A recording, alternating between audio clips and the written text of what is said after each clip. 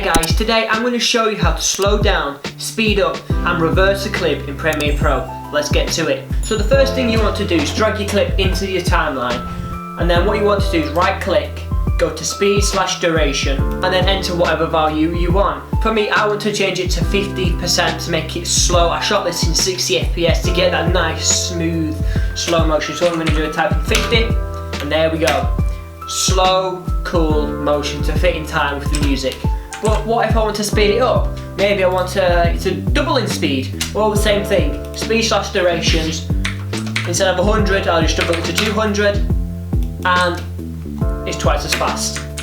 Another way you can do this is by right-clicking this little effects on the video. Go to time, remapping, and speed.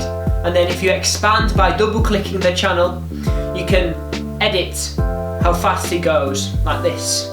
Pull it down, pull it up, whatever you want to do. You can see we're changing the value right there. And how you reverse a clip by making it play backwards is the same process. Right click, speed/duration, and then all you do here is click reverse speed.